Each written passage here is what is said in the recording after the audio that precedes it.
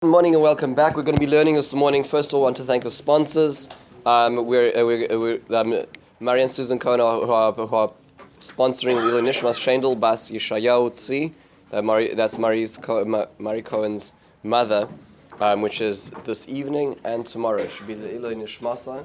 And she should be a Mitzvah Yishara for the entire Mishpacha always. I want to also thank the Siegels for sponsoring Lila Nishmas Mordechai ben Yosef Meir Halevi. That's Barbara's Yosef Meir Halevi. That's Barbara's grandfather, whose Yosef was last Thursday. It should be Lila Nishmas. And I just discovered that both sides of the Mishpach have a Levium, which is a big schus on both sides of Mitzvah Shem. Again, he should be a Melis Yosha for the Mishpacha always. I also want to learn this morning for the Refuah Korova of Leah Bas Braina. God willing, our learning should be for a full refuah for her and for her mishpacha's Yeshua. And also this is Zissel Bas Yaakov. So this is Paula Kaufman's mother, who's Yoich Shloshim. We just passed this last week. This should be Nishmasai. Okay, folks. So this is a share. Full disclosure, I'm very excited to be learning with you this morning. This is a very fascinating topic, and just to get it going, this topic we will see Mitzvah Hashem as we learn together. We're going to learn through very different ways of thinking. So we're going to learn through some parshanot, we're going to learn through some drash, we're going to learn through from historical politics and some Kabbalah as well. So really this goes across the board. So there's definitely something for everybody in terms of what it reaches and what it resonates with. But let's start at the very beginning. We are about to celebrate a holiday called Purim. And Purim is one of the strangest names for a holiday. Well, the Megillah tells us why.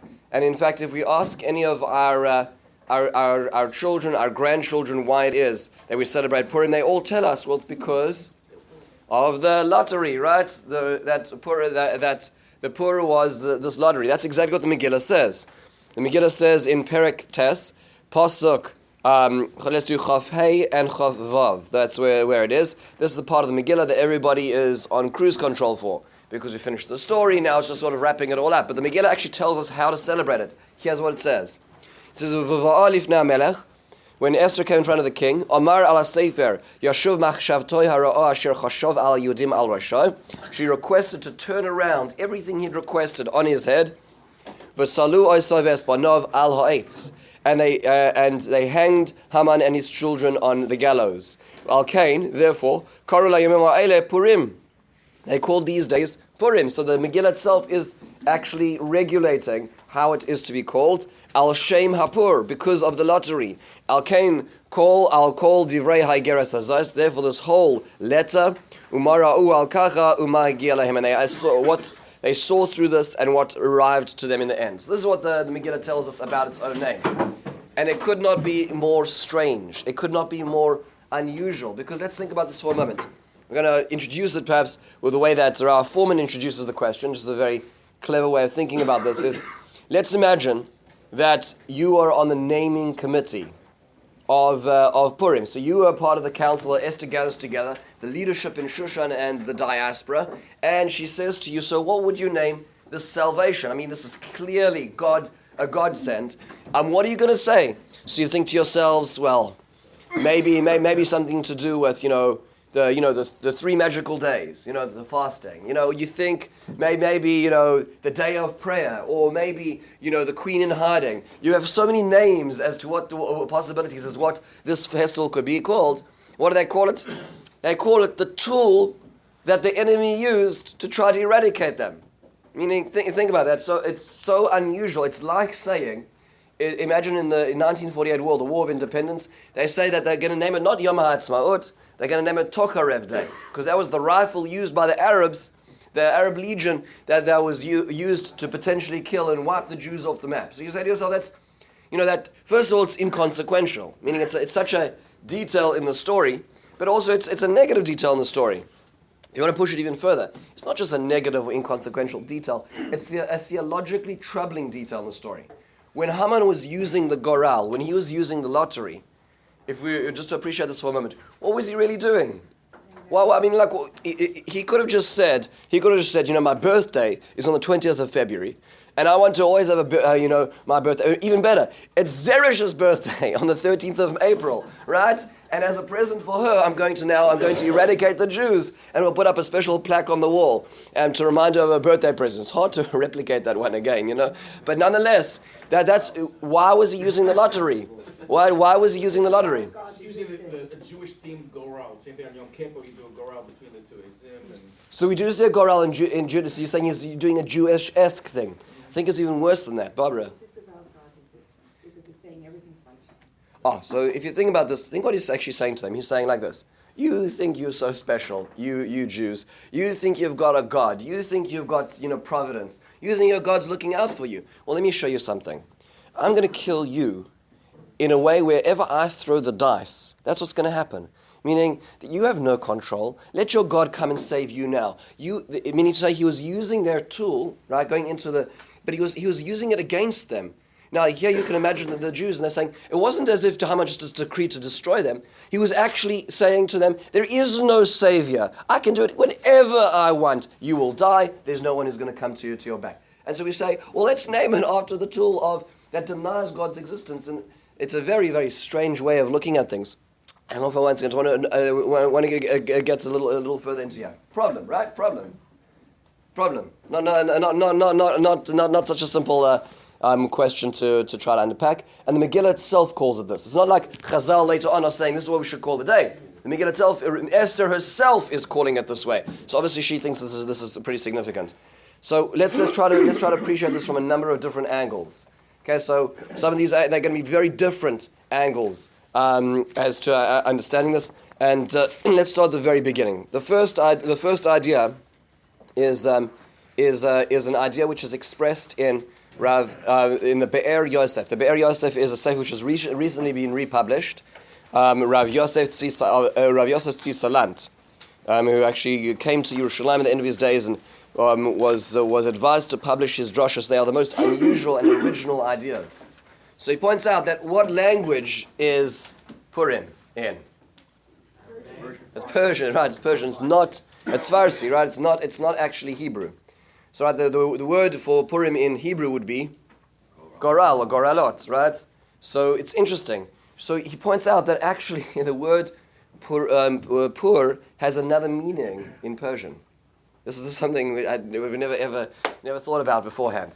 Purim has another meaning. Here, take a look what he says. Let's look on the page 2, the top of the page 2. This is the Be'er Yosef, one small section of it.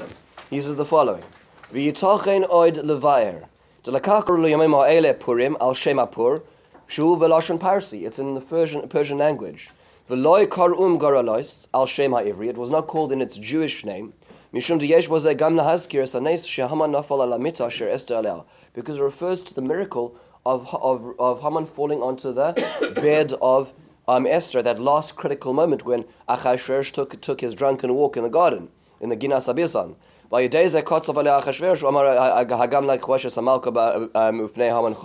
in Perek Zayin.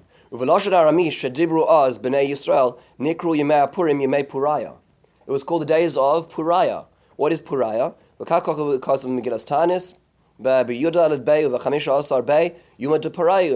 call it the days of Puriah.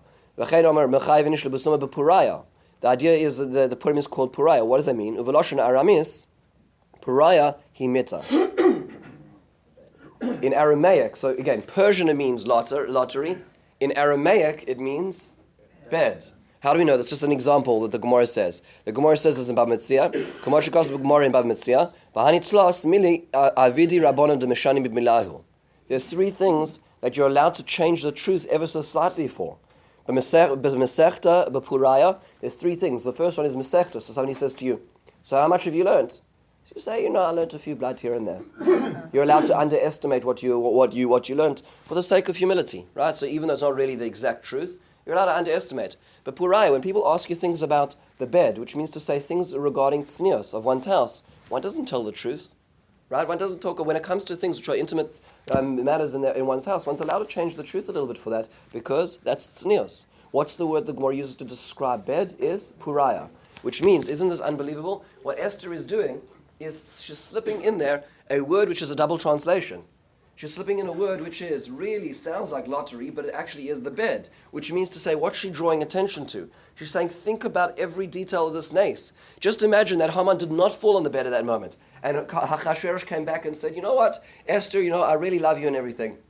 But I already sent out the ring. Let's just leave this one. You know what? I'll save you. You'll be my queen. Everything will be fine. Bring a few of your family members into the palace, and it'll be all right.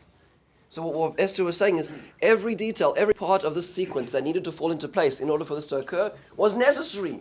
Don't underestimate the power of that last moment on the bed. That's what she was saying. I mean, so it's a reframing of the whole experience. Unbelievable.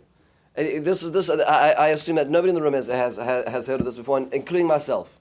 This is an unbelievable explanation, just in terms of what the wisdom of Esther's insight into putting this word as the festival. So the next time anybody asks you, what does Purim mean? Yeah. You can say it means bed, right? That's what we're referring to, is the last critical moment of the miracle necessary to happen. That's that. How many drinks did you have?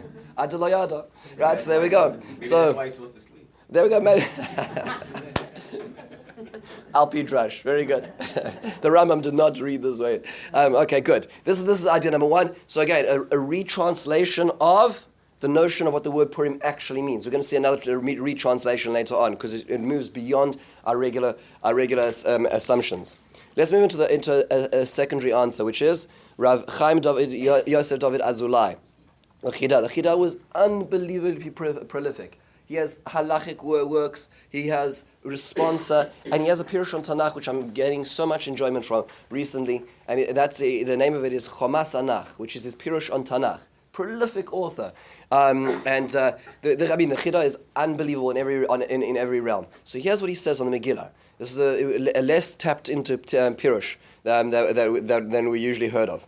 And he says a very interesting thing. And that is that if you were to translate the word lottery, the word lottery would give you the word in Hebrew it would be goral, in Persian it would be pur. But we don't call it pur. It's not pur, right? It's Purim. Hey, wait a second. Where did that come from? It's al shem hapur, right? There was a lottery, so call it pur, right? It'd be much simpler, one syllable, right? It's much easier to get onto the greetings card. So what happened to the Purim? So here's what he says. He's of Efshar in the bottom of page 2. Actually, let's start on the second line by the period. He says, Gam Kosav Harav Maharizal. I'm not sure who the Mahari, who his quoting is. He says, Da Achashverosh Sovar di Kosev Labodam, Hainu La'abei Dasam, Vaven Kivein La'akram Min Ha'olam. He says that it is true that Haman wanted to eradicate the Jews as a race. But Achashverosh is interested in eradicating them as a religion, as a culture. That's why he is so astounded who's trying to wipe them out.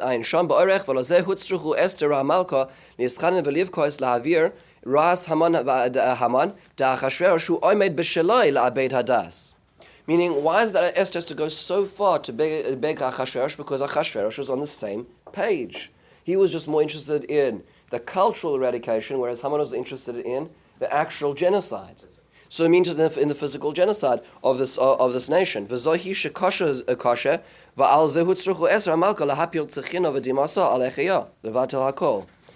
it took so much for Esther to stop Achashverosh, because it wasn't just stopping poor Haman, it was stopping Achashverosh as well.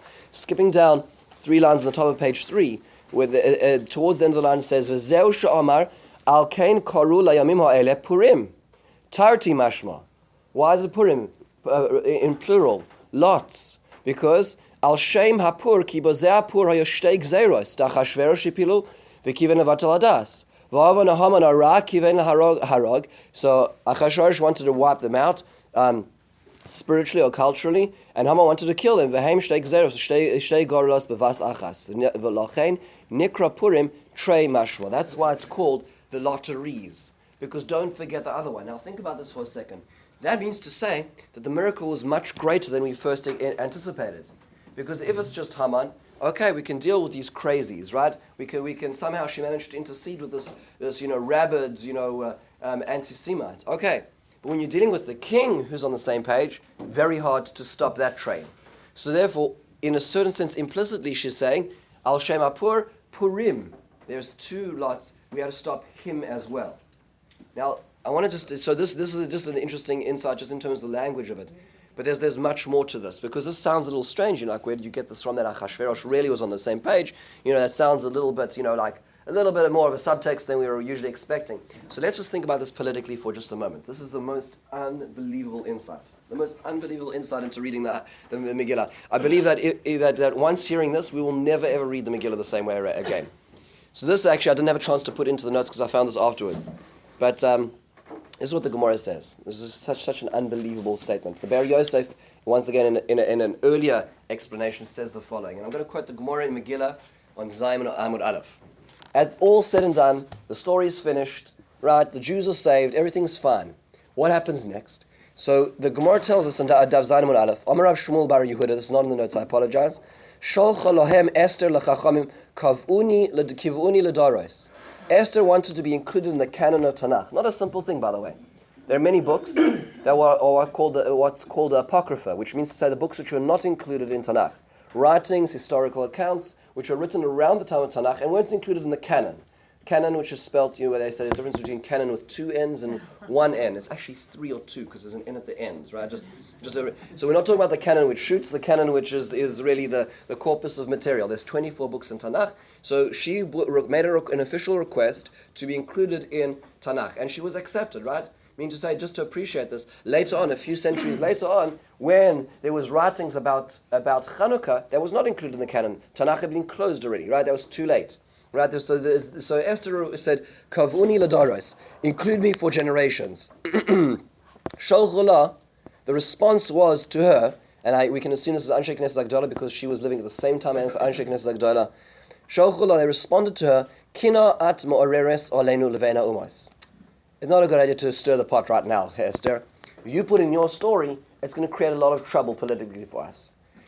So Sholchulahem kvar kasuva ani es al divrei yamim lemalchei l'moadai paras. She says, don't worry, I've written a version of the story which is already included in the history and the annals of Persia.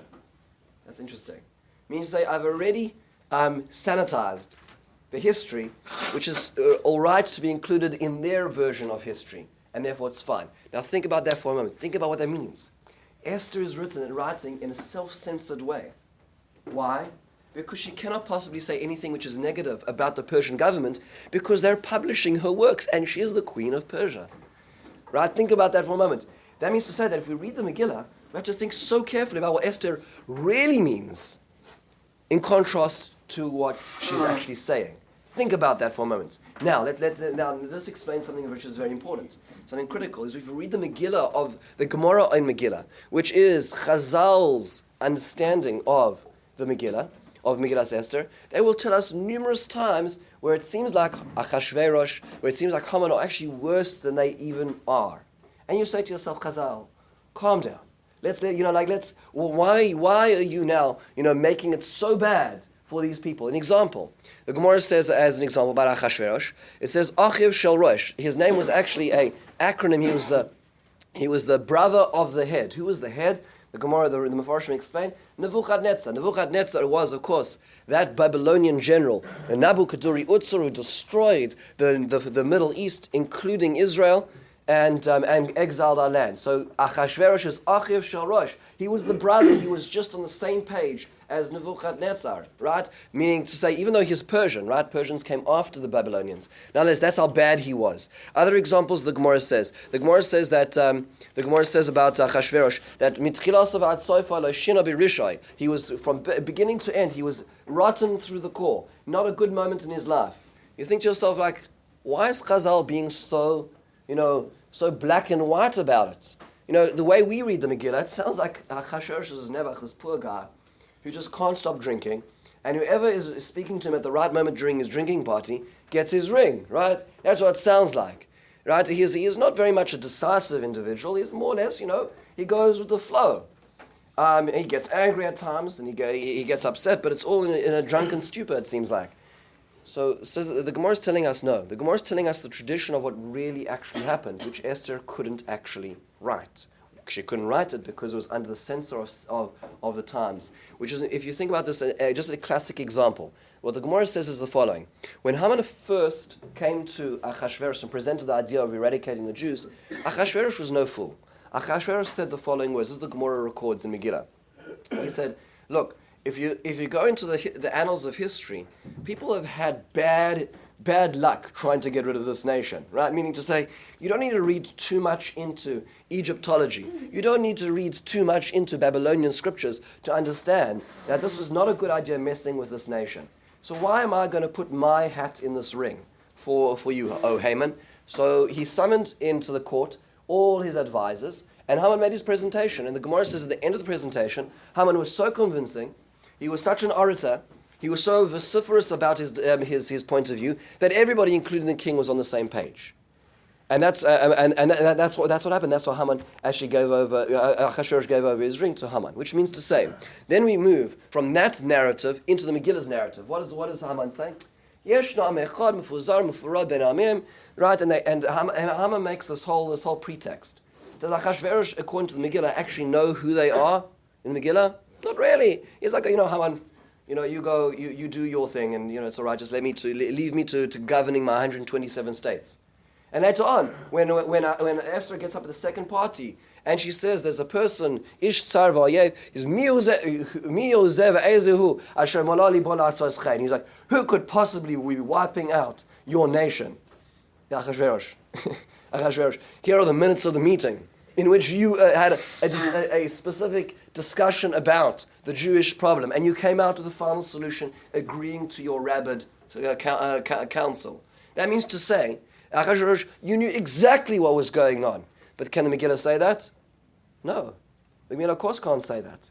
Which means to say that Esther reframes the story in a way which was more favorable to Achashverosh as being the bystander rather than the perpetrator of the problem. Now, that comes back to what we've just seen in both of these ideas beforehand, both in the Chizah and also in the original pshat of the Ber Yosef, which means to say, Esther is not at liberty to say what really happened. So what does she do? Says the Ber Yosef. She gives the name in Persian.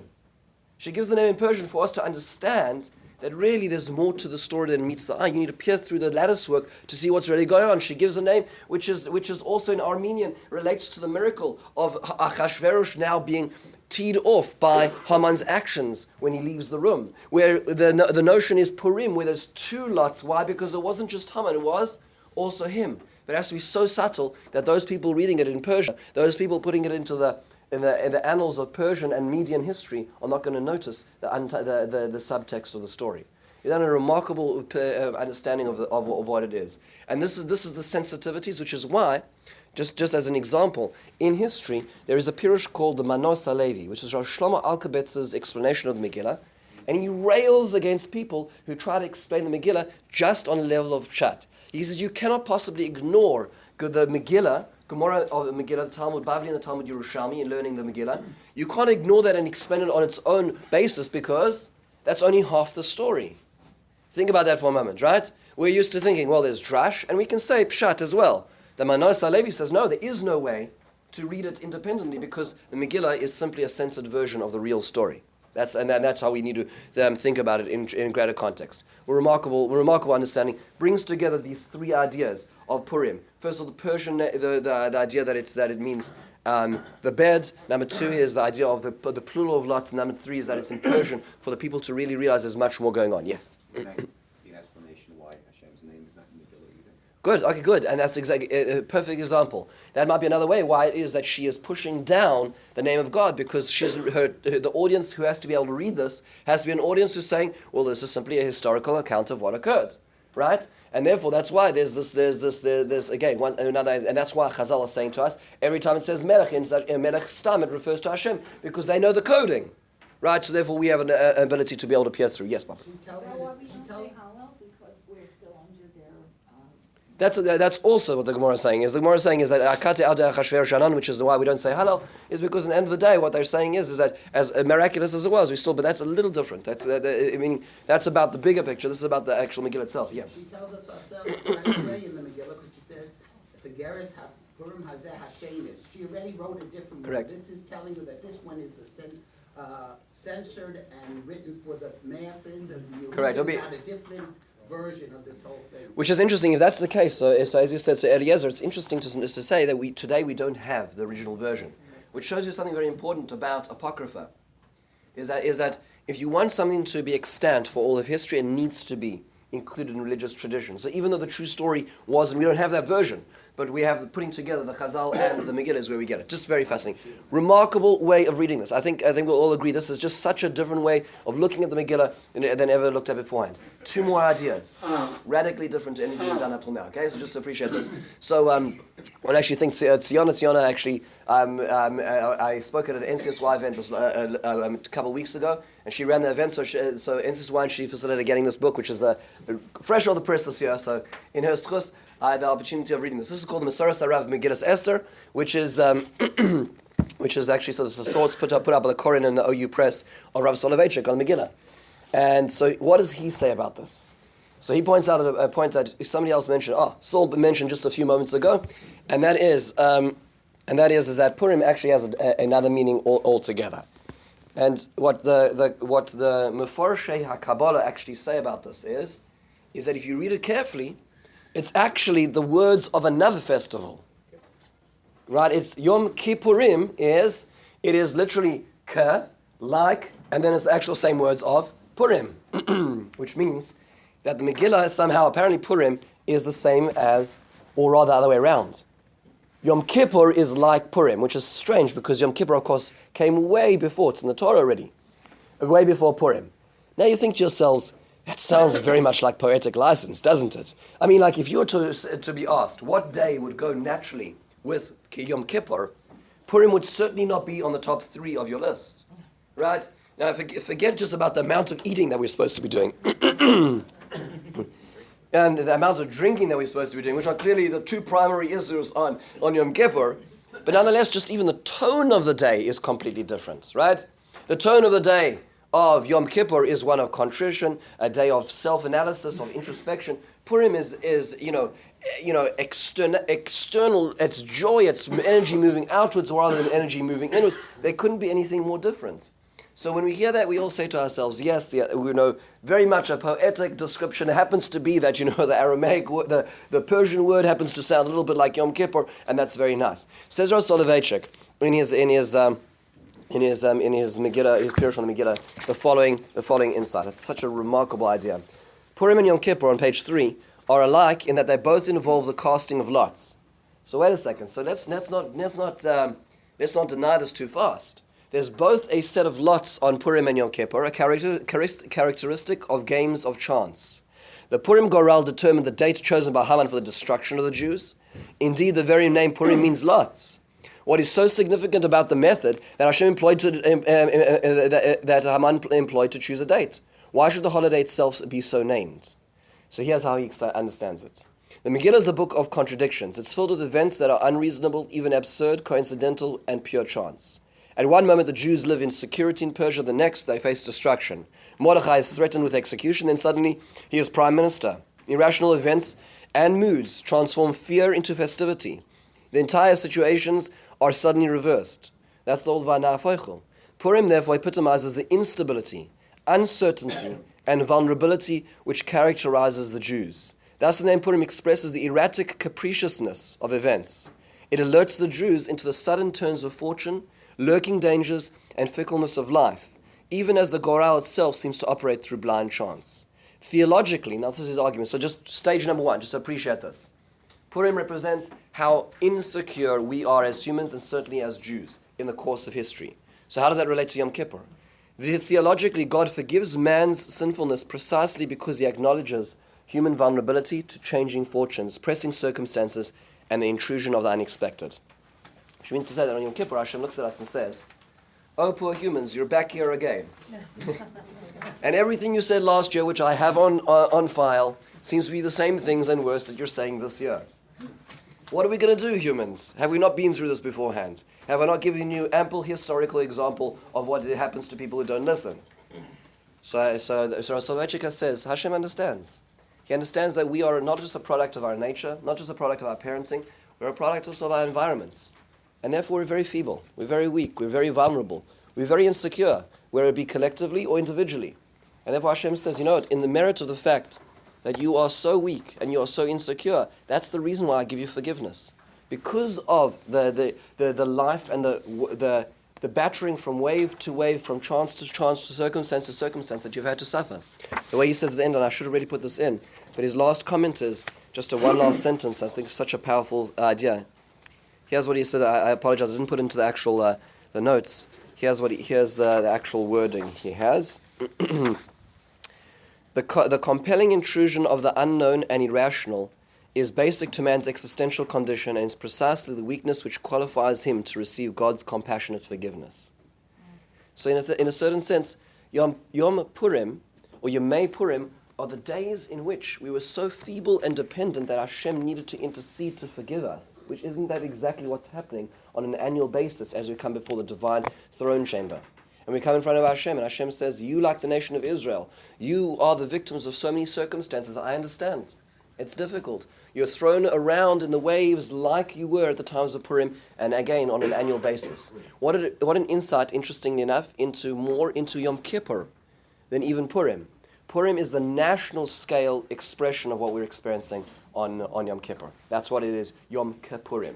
We learn about Yom Kippur from the experience of Purim. Remarkable. A very rational explanation of a Kabbalistic notion, just once again to appreciate Rav Soloveitchik's brilliance in looking at this. And finally, so again, 4 ideas so far. The 5th and last idea, and this is completely turning the tables in a different direction. This is the Parshanut. With this, we move into the ideas of Rabbi David Foreman. And I really advise you, if you have a chance to watch this on Aleph Beta, he does much more justice than I do, but nonetheless, just to appreciate the uniqueness of this explanation. So here's what Rav Foreman points out. If you actually go back to the first page for just a brief moment, let's look back at the naming of this Megillah. Okay, so the naming of this Megillah as it's described in the Megillah. And we see that there's actually a little bit of a problem. On page 1, this is Perek Tes, and we start from Pasuk Chav Dalet. Here's how it goes. Ki Haman ben Amdas al ha'agagi tzorera kol ha'yudim chashav al yudim la'abdam v'hipil pur hu agoral l'humam ula'abdam. Fact number 1. Haman wanted to eradicate us by throwing this lottery. Good. Fact number 2. Uvava lifnei HaMelech, and when she came in front of the king, meaning when Esther came in front of the king, Yashuv machshavtoi ha'ra'ah asher chashav al yudim al roshoi, it returned his bad thoughts on his head. V'tolu osav banav al eitz, and it killed him and his children on the tree. And by the way, just reading over here, the pronouns are vague now. Just to appreciate what the Be'er Yosef was saying. The pronouns, who's machshavtoi hara'ah? Well, that could mean 2 things. It could mean Achashverosh and it could mean Haman. That's again the vagueness of the Megillah. That's fact number 2. Fact number 3, al ken koru hayamim ha'ele Purim al shem ha'pur. Therefore, these days are called Purim.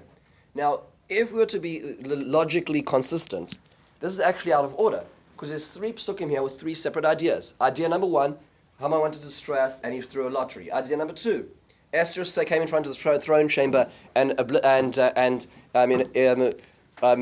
changed his decree. That's idea number 2. And point number 3 is, therefore we call these days Purim. Well, if we were logically consistent, what should we say?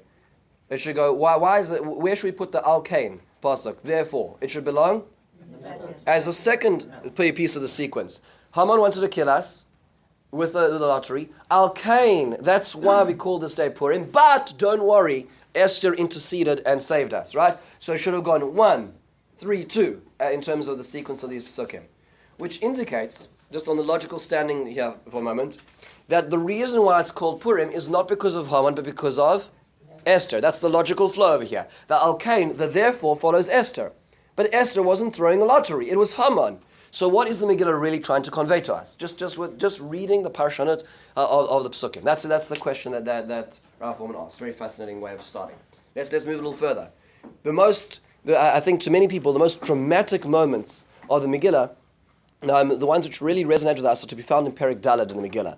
This is where we're sort of out of the major action of the Megillah. We're not seeing, the national scale description. We're in the interchange between Esther and Mordechai's begging her to take on this job and to go in front of the king and intercede. This is what's going on. So here let's take a look at that conversation. So It's on page 4, Perek Dalet, Pasuk Yud Aleph to Pasuk Yud Dalet. Let's take a look at how he's going to convince her. Before we even start, it's actually worthwhile thinking. If you were in Mordechai's shoes, what would you say to Esther? What would be your winning argument to say, Esther, please, now you have to do it? Right? So, you would just think for a moment, what would you say? What would be your argument? Don't do it, everybody's gonna die. Right? If you don't do it, Esther, O Queen, if you don't go in now, this is it. There's no other way. They're going to all be died. Your brethren, your cousins, your family, your history, they're all going to be slaughtered. We need you, Esther. What does Mordechai say? He says like this. So she gives her reason why she can't go in Pasuk Yud Aleph, because everybody who doesn't go in without being summoned is going to be killed. And this is what he says in Pasuk Yud Gimel. Vayom Mordechai lo shivil Esther. Don't think you're going to escape, go to the king's palace from all the Jews. If you keep quiet at this time, yeah,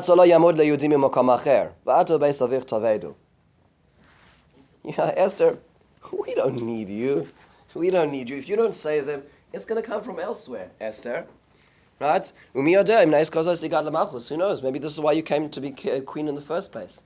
Now think about this. This is a very, very dangerous game of reverse psychology, right? Because you're saying, Esther is doing the opposite of what we would have thought. We would have thought to say, Esther, you are uniquely indispensable to this plot. If you don't do anything, it's genocide. He doesn't say that. What does he say? He says, Esther, you're completely dispensable. I mean, you say, you don't do it, it's fine, we're all good. So you know what? Let's say Esther's a good poker player. What did Esther say? She says, well, Mordechai, you know what? I'm not actually feeling really good about this plan, but it seems like you've got an alternative option. So go for it, right? I'm gonna sit down. I've got all my money on you, Mordechai. I'm right behind you, right? But go for it. It seems like you have another way out. So go ahead. Do you see the danger of this kind of argument? He should have said the opposite. He should have said, Esther, there is no other way. If you don't do this, you're going to live the rest of your life in guilt. Strange, right? What is Mordechai trying to do over here? It doesn't work. And it happens to be it did work, but there seems to be more that's going on. So in classic format, Devar Leah, yeah. Is it possible that maybe Mordechai had like Noah that the Jews would be saved, and that as much as you hear the theory that with David Hashem sends like a ladder, come save us, come save us, come save us. The Jews were destined to be redeemed, right, saved, and Esther was the Shaliach, right? So maybe he knew that there was no doubt the Jews would be saved, and this was her opportunity to be part of it. You're right. So I imagine that Mordechai had that thought in his mind. I have no doubt. But again, just let's remember, when approaching when going through a Kristall Nacht, right?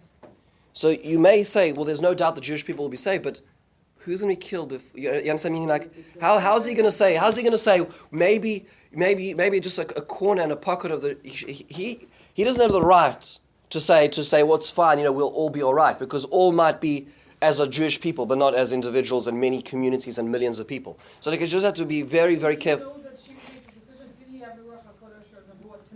Not sure, not clear. But all I'm saying is that if today this conversation were to be happening, we would do everything within our power to make sure that the person who's in the seat of power would do everything they possibly could, and we wouldn't sit back and say, I'm sure it'll be all right. Now, it could have been, again, we're living in the times with the end of Nevuah, so he may have had more on the table than necessary. Here we go. How do we understand this? It happens to be that Mordechai is not just using his own words. Mordechai is using the words of an earlier section in the Torah when making this argument. Here's how it goes. He's talking to a woman who's in the house of her husband who took her by force. And he's saying to you that you got to be very careful not to be quiet. Imacharesh tacharishi. Don't be silent as a nara, as a young lady in her husband's house. Don't be silent when you're in that situation. It happens to be there's one section in the Torah which uses the double words, hacharesh tacharish, of being silent. There's only one place in all of the Torah that it talks about being silent with the double words. And in that section in the Torah, it happens to be that it's talking about a young lady in her husband's house. And there's silence being made. And it's about somebody who's making a decision which is critical to the relationship and has bad ramifications. And if somebody doesn't do something, it's going to yield bad consequences. But it's not a place we'd ever think about, because it's the beginning of Parshas Matos. It's in the section of what's called Nadarim. And when it comes to vows, the Torah says the following. The Torah gives license to a human being to use their words in a very particular fashion, a legal fashion, to create a new mitzvah ultimately.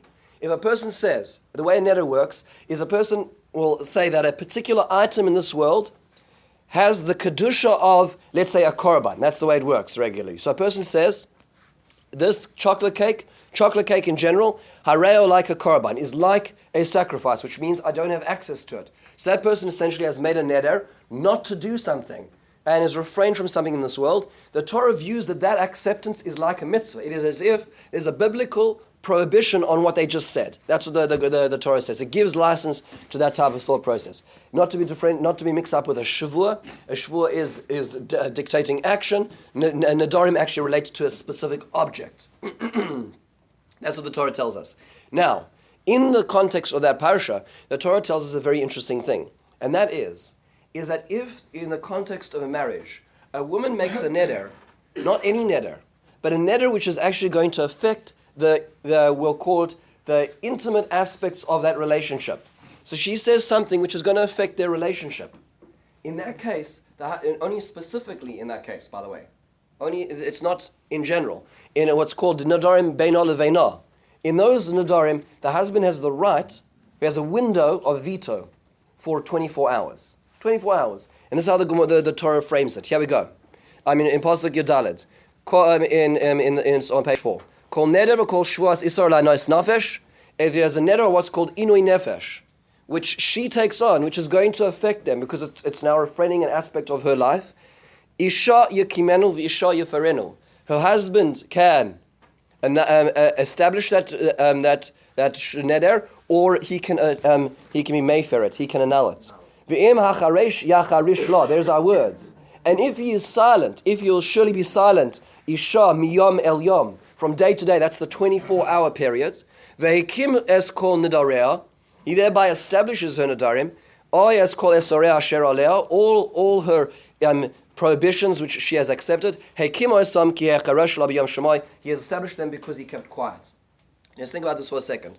So there's a certain license about nedarim which impact the relationship. Now, let's think about this for a moment. It's almost just the parallels are clear, right?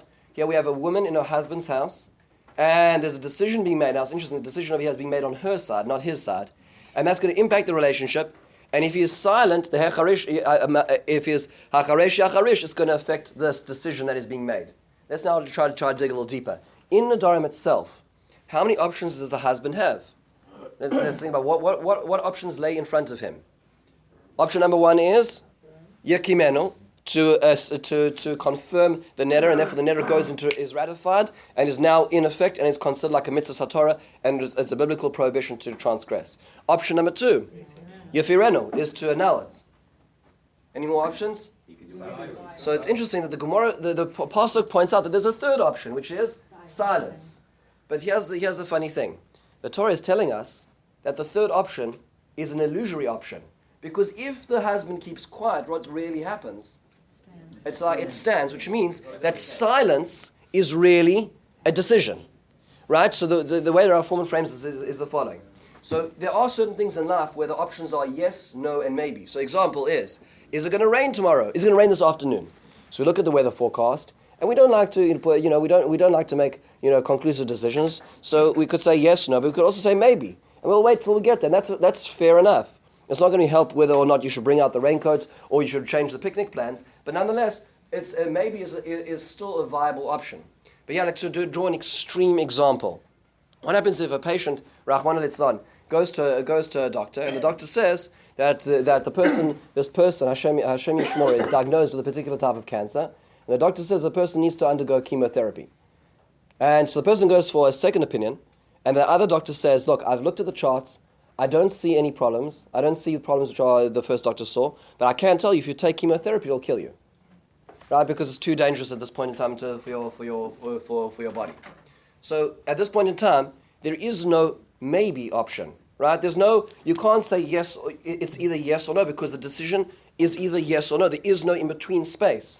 Another example. I should skip the example for just a moment for the sake of time. But if you think about what the Torah is saying over here is when it comes to this neder, There is no maybe. It's not about whether we can wait it out, we can hedge, we can see how the situation is going to play itself out. There is either yes or no. As a husband, you have to make a decision. Yes or no. Silence is not a decision. Silence is a yes. That's what the Torah is telling us. Let's think about this for a moment, what Mordechai is saying.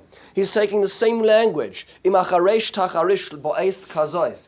going to be silent, now let's rephrase what the Torah had actually said. The Torah had said that if a person makes a neder, la'anois nefesh, an isha yekimenu v'isha yeferenu. What does the word isha mean in these psukim in Matos? Her husband, right? Because there is a dot in that hay, which means not Isha as woman, but Isha, her husband. Right? It is that is the way of saying that is the pronoun, her husband. Let's say we remove that dot. Let's say we take out that dot. You know how it reads? Woman. The woman should annul it, or the woman should establish it. Says Mordechai to Esther, you're now the woman in the husband's house. The husband has made a terrible decision. The decision impacts not just you, but it impacts all of Klal Yisrael. The question now is, Isha yekimenu or Isha yeferenu? Will the woman annul it? Will the woman establish it? You are that woman now. Let's reread the Torah. It's as if the Torah is whispering in your ears.